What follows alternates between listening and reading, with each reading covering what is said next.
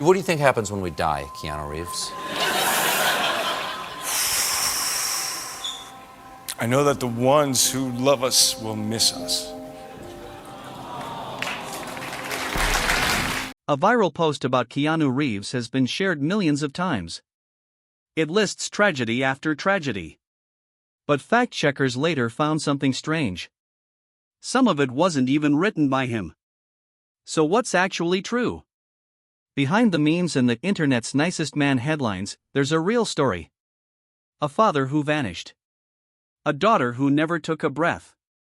A best friend who died outside a nightclub. This isn't the exaggerated version. This is what actually happened and why he never talks about most of it.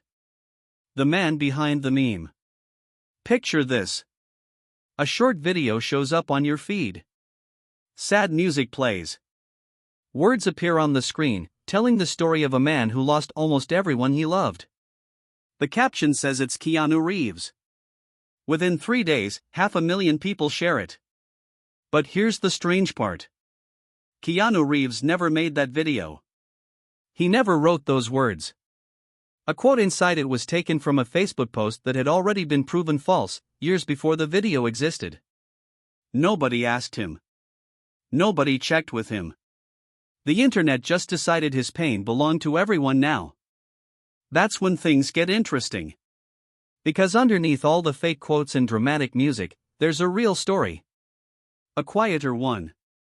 One that doesn't need exaggeration to hurt. Keanu Charles Reeves was born on September 2, 1964, in Beirut, Lebanon. His mother, Patricia, was English and worked as a costume designer. His father, Samuel, was of Chinese and Hawaiian background and worked as a geologist. From the very start, Keanu's life was on the move. Beirut, Sydney, New York, Toronto. Different schools. Different countries. Different homes. Most kids grow up with one bedroom they remember. Keanu grew up packing boxes. At age 15, his family finally settled long enough for him to chase something real. Acting. It felt like the one thing that didn't change, no matter what city he woke up in. But something was missing from that picture. Someone was missing. Because while his mother stayed close through all those moves, his father did not. And what happened between father and son would shape Keanu far more than any movie role ever could. It's a story he rarely tells in public. And when he does, he keeps it short. Almost too short. What actually happened to Samuel Reeves? And why did Keanu stop speaking about him for good? That answer starts in the next chapter of his life. A father who disappeared. He was only 3 years old when it happened. No warning. No goodbye that made sense. His father was just gone.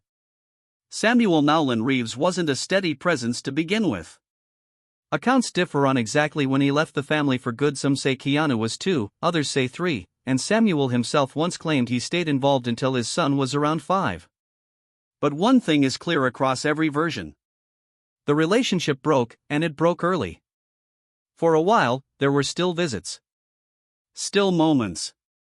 Keanu has spoken about one especially, a quiet night in Hawaii when he was 13, just him and his father watching the sky together. It sounds peaceful. Almost normal. But it was the last time they were close. The next day, Samuel dropped Keanu and his sister Kim at the airport. Then he vanished. Not vanished like a metaphor. Vanished like a mystery. Police couldn't find him. Hospitals had no record. Keanu later described it as if the earth had simply opened up and swallowed his father whole. No calls. No letters. Nothing. Years passed before the truth surfaced. Samuel hadn't disappeared into thin air. He was in prison, serving a lengthy sentence for drug possession, reportedly involving heroin and cocaine. By the time he was released, too much time had gone by. Too much silence. The bridge between father and son had already collapsed, and neither of them ever really rebuilt it. Meanwhile, back home, his mother Patricia was doing her best to hold things together. She moved through a string of short relationships and marriages, searching for stability just as much as Keanu was. There was no fixed home base. No single father figure stepping in. Just a teenage boy in New York City, trying to make sense of a family that kept reshaping itself around him. Think about that for a second.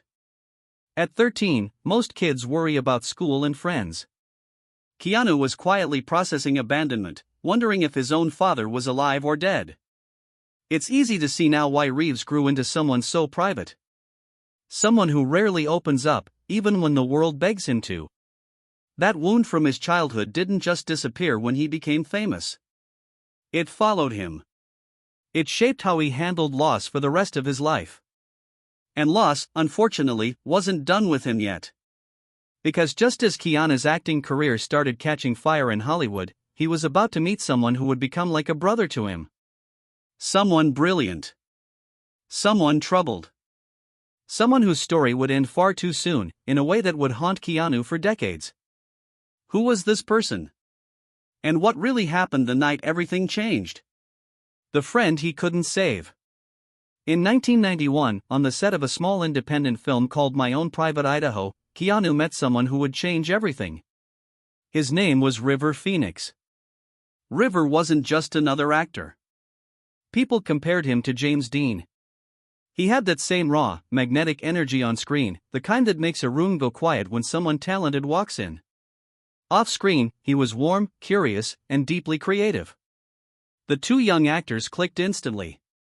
Not as co-stars. As brothers. For someone like Keanu, who had spent his whole childhood watching people leave, River felt different. He felt permanent. Someone who understood him without needing an explanation. But there was a shadow following River that most people didn't see clearly at the time. He was struggling with addiction. And in October 1993, that struggle ended in the worst possible way. River Phoenix collapsed outside the Viper Room, a nightclub in West Hollywood. He was 23 years old. Reports later confirmed a fatal combination of drugs in his system, including cocaine and heroin. He died right there, on the sidewalk, in front of a building full of people who had no idea what was happening just outside the door. Keanu was 23 too. Same age. Different outcome. And that fact alone seemed to sit heavy on him for years. Sandra Bullock, who knew Keanu well, later described watching him process the loss. She said he was always a private man, someone who kept his feelings close. But this time, he couldn't fully hide it. The grief showed, even through his usual quiet composure. For a long time, Keanu carried something heavier than sadness. Guilt.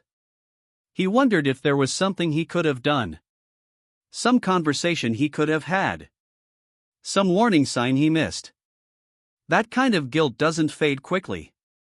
Sometimes it never fades at all.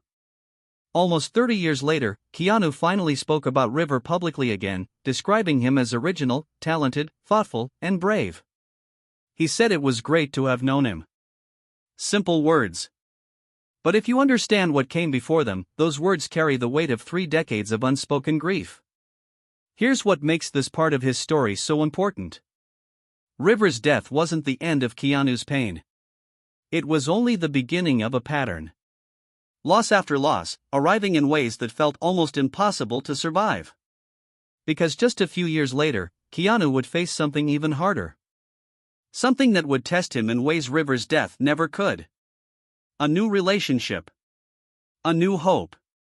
And a heartbreak so devastating, some people still find it hard to talk about, even today. What happened next would push Keanu Reeves to what he later called the darkest period of his entire life. The year everything broke. By the late 1990s, Keanu had found something rare. A real relationship. Her name was Jennifer Syme, and by many accounts, she brought a kind of light into his life that had been missing for years. They were expecting their first child together. For a man who had spent his whole life watching people disappear, this felt like the opposite. This felt like building something that would stay. Then came December 1999. Their daughter was born. Her name was Ava. But she was stillborn. She never took a breath. she never opened her eyes. In one devastating moment, the future Keanu had quietly been imagining was gone. Try to sit with that for a second. Not as a headline. As a real moment, in a real hospital room, for two people who had already been planning a life around a baby who was never coming home. The relationship between Keanu and Jennifer didn't survive the grief. That's often how it goes. Two people can love each other deeply and still be unable to hold each other up while drowning in the same loss. They separated not long after. But the story wasn't finished breaking Keanu yet. In April 2001, just 18 months after losing their daughter, Jennifer Syme was killed in a car accident. She was driving home from a party late at night when her vehicle left the road. She was 32 years old. Keanu had already lost his daughter. Now he had lost the woman he'd hoped to build a family with. Two tragedies, tied to the same brief window of hope, both gone within the span of 2 years. Around Hollywood, people started noticing a change in him. He grew quieter. More withdrawn.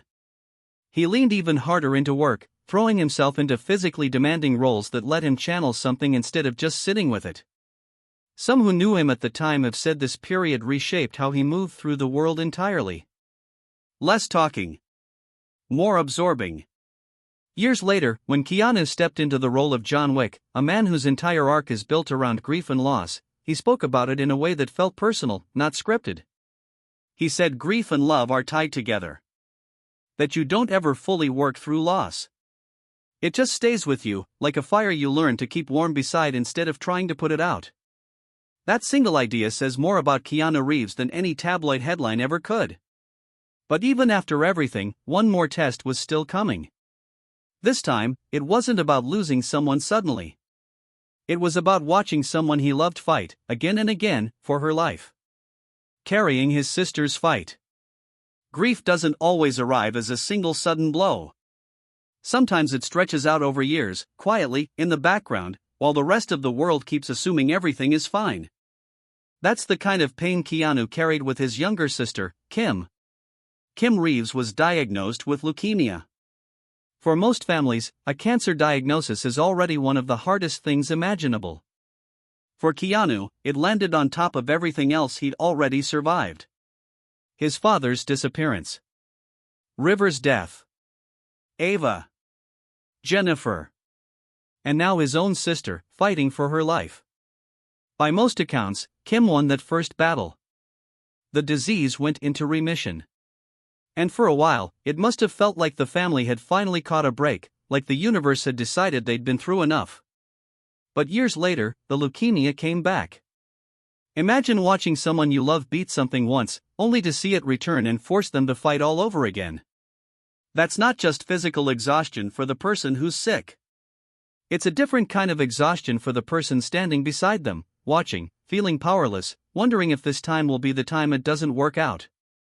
Keanu has rarely spoken publicly about the details of his sister's illness. And that silence itself tells you something about him. This wasn't a story he wanted turned into headlines or sympathy points. This was his sister. His family. Something private, in a life that had already had far too much of its pain put on public display. What we do know is this. During the years Kim was sick, Keanu stayed close. He supported her through treatment. Friends and industry insiders have noted that during this period, he became even more selective about which projects he took, often choosing roles that let him stay near home instead of disappearing for months on a distant film set. Here's what makes this chapter different from the others. River's death, Ava, Jennifer's accident, these were tragedies that happened and then had to be lived with afterward. Kim's illness was ongoing. It was a fight that kept returning, again and again, over years. Keanu wasn't just grieving a single loss. He was living inside uncertainty, not knowing which version of the ending he'd eventually get.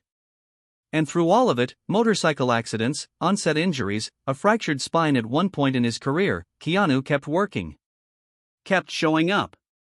Kept being, by nearly every account from people who've worked with him, one of the kindest, most patient people in an industry not exactly known for either quality. That raises the real question at the heart of this whole story. How does a person absorb this much loss and still come out the other side gentle, instead of bitter? The answer isn't loud. It isn't dramatic. But it might be the most important part of who Keanu Reeves really is. The quiet way he healed. Most people expect a story like this to end with a breakdown. A public unraveling. A tabloid moment where it all becomes too much. That's not what happened with Keanu Reeves.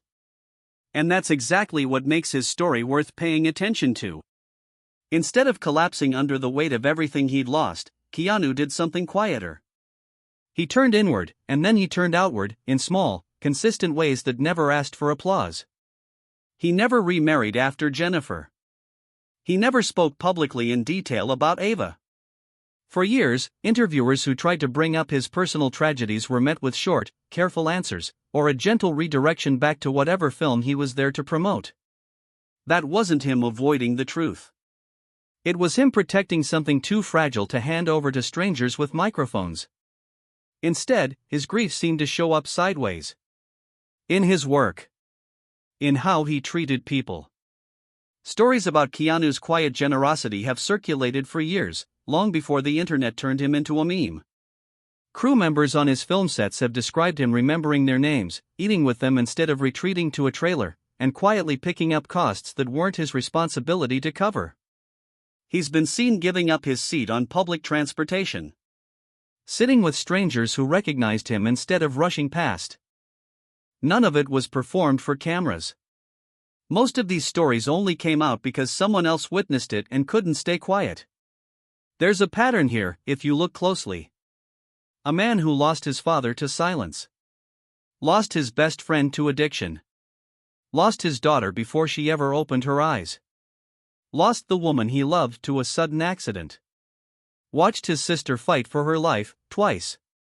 And instead of becoming guarded or cold, he became someone who shows up for strangers.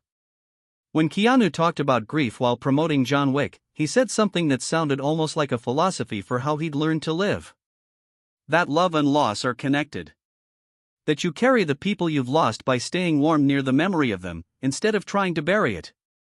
Instead of running from it, he built a life around carrying it. That's not the story the viral Facebook video told. That video wanted sympathy clicks. It exaggerated some facts and invented others entirely. But it didn't need to. Because the real story, the one built on interviews, on people who actually knew him, on records that can be checked, is honestly more powerful than anything that video made up. A man who had every reason to close himself off from the world chose, again and again, to stay open. So what does that actually mean for the rest of us, watching from the outside? What can a story this heavy actually teach someone who's never met Keanu Reeves and never will? That's where this story lands. What his story really teaches us. Here's the truth this whole story has been building toward. Keanu Reeves isn't beloved because he's perfect, or lucky, or somehow immune to pain. He's beloved because he's proof that pain doesn't have to turn a person hard. Go back to where we started. A viral video, shared 500,000 times, claiming to tell his tragic life story. It got some facts right. It exaggerated others. It even used a quote he never actually said. But here's the irony. The real version, the one confirmed through interviews, biographers, and people who actually stood beside him, didn't need any exaggeration at all. A father who vanished into prison and never came back into his son's life the same way. A best friend who died on a sidewalk outside a nightclub, at the exact same age Keanu was at the time.